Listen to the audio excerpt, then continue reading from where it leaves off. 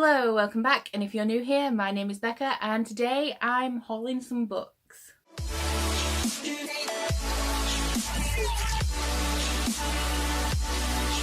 So you might remember that I said that you shouldn't be expecting too many book hauls from me this year, but then you might also remember that I said that I probably will still haul books because I'm me and I can't not buy books. So I have 10 books to haul for you today. 4 of those I received as a late Christmas present from my best friend. 2 of them I bought second hand. 1 is a library book and 3 are brand new hardbacks that I couldn't resist buying. So let's just get straight into it. First up we have Smoke Gets in Your Eyes by Caitlin Doughty. This is a library book, and this is a book about being a mortician by the woman who has the YouTube channel Ask a Mortician, where she essentially just talks about death and stuff. It's actually really interesting. I would recommend you check out her channel. She's really funny and there's lots of interesting facts about death and famous corpses like the Salem witch trials and things like that, which I find really interesting, but I understand it's not to everyone's taste. But this book is essentially just a memoir of her time working in a crematorium and as a mortician,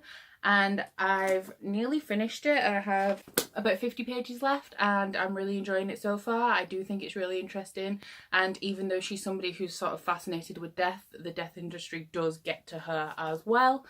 So yeah, I'm really enjoying this and I would recommend you read it if you have morbid fascinations like I do. Next up is a book that I got secondhand, and that is The Midnight Queen by Sylvia Hunter. I picked this up, honestly it was a complete cover buy, but I had seen it around a couple of times before. Not really sure what this is about, but I do think it is either a historical fiction or a fantasy, but I think it's actually both. And I think it's about a guy who goes to work at manor as I think he's a historian or something like that, and he gets talking to the daughter of the lord of the estate, and sort of they delve into exploration of magic together. That's just an assumption based on what I vaguely remember from the blurb, but it could be wrong, and yeah, I just picked it up because it was pretty and seemed like a fantasy. The other book that I got secondhand was The Roanoke Girls by Amy Engel, and this I know Chelsea from Chelsea Darling Reads has read, and I'm trying to read more adult books and also more thrillers because I read my first one in November last year and I actually really liked it. This one is about the Roanoke Girls. I know nothing about the Roanoke Girls, I'm not going to lie, but I'm excited to find out. I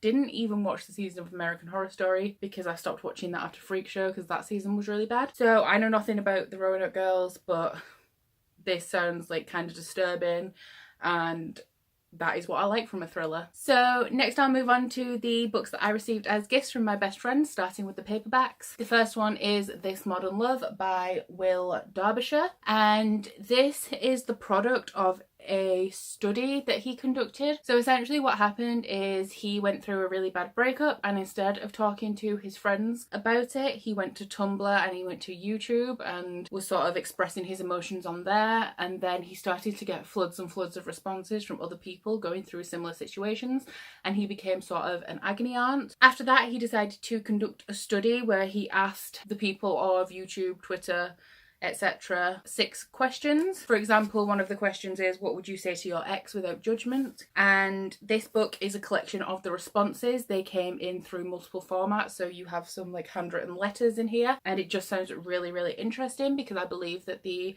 sort of bits and pieces in this book come from all different perspectives, like the love letters, breakup letters, letters from widows, and I just think it's going to be really interesting to read. Next up we have This Dark Duet by V.E. Schwab. This is the second book in the, I'm going to say Monsters of Verity duology, but that might not be it.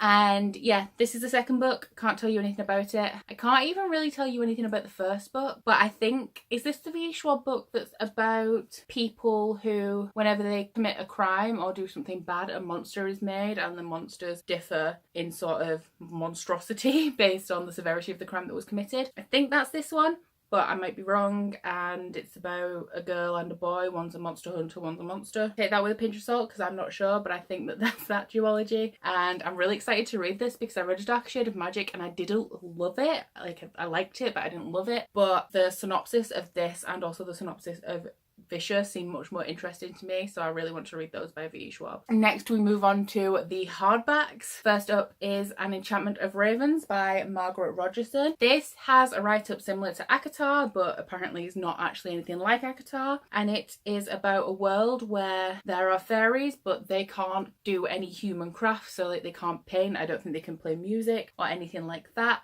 So they commission humans to do these things for them, and the main character gets commissioned to paint a portrait of the Autumn Prince, and she makes the mistake of painting human sorrow into his eyes, which among the fairies is seen as a weakness, and from then she gets kidnapped. I'm assuming a love story ensues, but that's all I know about it. And it's really short actually, it's only just under 300 pages. It's 300 including the acknowledgements, so it's a really short book. I've kind of heard really terrible things about this. A handful of people love it, but the more reviews I've seen have been bad, so I'm really interested to read it. I'm not sure whether the comparison to ACOTAR is going to make me like it or dislike it more, because obviously like I'll have a direct comparison in my mind because that's been said, but I hope that I like it because it's about fae and I like fae. Next up we have something really exciting, and that is the Prisoner of Azkaban illustrated edition. Harry Potter obviously, by J.K. Rowling and illustrated by Jim Kay. So I don't have the first two of these, but my friend got me these because I said I kind of maybe wanted them, and the only reason I didn't have them is because I have nowhere to store them, because look at my, it's just not gonna work. So he bought me this one, which means that I now have to go and buy the first two, and oh my god, it weighs so much. The illustrations in this are beautiful. I know that I've heard that it contains less illustrations than the other two. I'm guessing it's because it's a longer book than the other two, but I'm not sure what they're going to do about the other books in the series, because I think like the best thing to do would be to split them into two, but my friend says he thinks they'll probably release them on like the thinner Bible pages. But I'm really excited to have this. As I said in my January 2018 goals, I want to reread Harry Potter for the first time this year, and I'd like to read the first three in the illustrated editions. So that's all for the remainder of my Christmas gifts, and now we have the books that I bought myself. I have a lot of books and I buy a lot of books. Most of them are secondhand, so they cost me anything between 25 pence and £2, because that's the kind of cost of second price books when you shop at charity shops. I tend to limit myself at a minimum of one new book a month, like I pay full price for, especially hardback. But this month I bought three. I bought three brand new hardbacks, and yeah, so I'll just show you what they are. The first one I'm really excited about, and that is Throne of Glass by Sarah J Maas, which I didn't own because it was printed originally in a cover that doesn't match the set, and I've been scouring the internet trying to find the one that matches the set, and it turns out it was as easy as going on bloomsbury.com, and this is the edition they sell. So I made it to be a lot harder than it actually was, but now I finally have it, and I'm thrilled because I had just like so much nerves when I was opening the package that it wasn't going to be the right one, but it is, and now I have a full matching set and I'm so excited about that. The reason that I bought this now is because you may know, if you watched my video from last week, that I am doing a Throne of Glass read along. I'll put the announcement video in the cards above in case you want to join, and we will be starting Throne of Glass on the 1st of February and just reading it throughout the month and sort of reconvening later in the month to discuss it. So if you want to join that, pop a comment below and we'll get you into the group. But yeah, I needed my matching physical copy for the read along, and I'm so glad I finally have it. Next we have a complete impulse buy, because I received an ARC of this from NetGalley and I haven't read it yet, although by the time you watch this I might have done. The book was released and we went to Tesco and it was only £7, and it's a really nice matte hardback, and that is Everless by Sarah Holland. Now normally I wouldn't have bought this without having either read the ARC because I had it, or waiting for some hype about it and to find out what other people thought of it. But when I was going to start the ARC, I went onto Goodreads and I looked at the reviews, and I think it had 2 2-star reviews, 1 3-star review, and the rest were either 4 or 5. And then the top line of somebody's Goodreads review said like Red Queen but done better. So I was like, okay, I have to have it. So when I saw it, like, I just completely bought it, didn't even really think about it, and it was, I think it was £6, which is so cheap because the RRP in the cover is £12.99, and the end pages have snakes on them, so that's really pretty as well. I will be reading this in January, so look out for it in my wrap up. And last but not least, we have Batman Night Walker by Marie Lu, and this is the Waterstones special edition, which of course I had to buy straight away because when I got the Wonder Woman one I didn't know it existed at first and I had to go on like a massive wild goose chase to get it. So I ordered this one as soon as it came out to make sure that I definitely got it. And the thing that bugs me about this is look how short it is. And this is the reason that I've never read a Marie Lu book, because not only is it short, but this much of the book is an excerpt from Catwoman, an excerpt from Wonder Woman, and acknowledgements. So the actual book is only 250 pages long, which is just tiny.